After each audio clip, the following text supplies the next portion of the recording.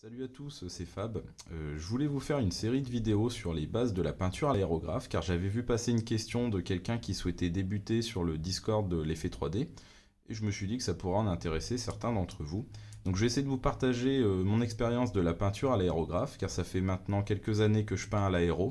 Sans être pour autant un expert, j'ai pu acquérir un certain nombre d'expériences qui me permettent de vous conseiller sur le matériel à utiliser et de vous donner quelques astuces pour commencer. Donc je vais vous présenter mes aérographes, mon compresseur, mes accessoires et outils, ainsi que la peinture, le diluant et le nettoyant que j'utilise au quotidien. Donc pour commencer, j'utilise des aérographes qui sont dits par gravité, car en effet le mélange de peinture et de diluant va être introduit directement dans le godet. La gravité va faire tomber la peinture sur l'aiguille et le flux d'air fourni par le compresseur en fait va expulser la peinture sous forme de fines gouttelettes qui vont être directement pulvérisées sur la pièce que vous êtes en train de peindre. Alors, il existe un autre type d'aérographe qui sont dits par aspiration. Dans ces cas-là, vous n'avez pas le petit godet au-dessus et vous êtes disposé d'un flacon qui va venir se visser en dessous.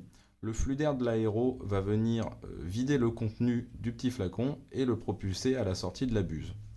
Alors, le principal inconvénient des aérographes par gravité, en fait, c'est que vous n'allez pas pouvoir peindre dans tous les sens au risque que la peinture déborde, vienne boucher l'aéro par l'extérieur, vienne salir votre aéro, ou pire, venir sécher dans le mécanisme de la petite gâchette.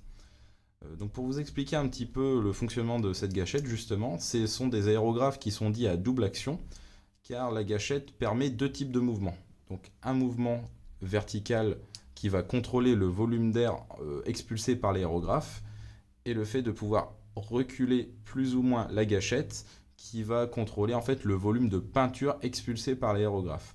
Et avec un peu de dextérité, ça va vous permettre, et un petit peu d'habitude bien sûr, d'envoyer plus ou moins d'air et plus ou moins de peinture au besoin sur la pièce que vous êtes en train de peindre.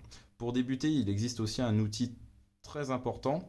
C'est en fait une petite molette qui se trouve sur la partie arrière de l'aérographe et qui va servir tout simplement, en fonction de si vous la vissez plus ou moins, à bloquer le petit mouvement de recul de la gâchette. C'est-à-dire que si vous la vissez à fond, vous ne pourrez presque plus reculer la gâchette, et au contraire, si vous la dévissez à fond, la gâchette sera pleinement mobile.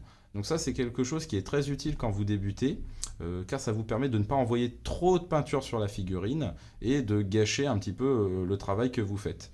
Et ensuite, dès que vous devenez un petit peu plus aguerri, c'est une pièce que vous pouvez totalement enlever ou ne plus trop utiliser.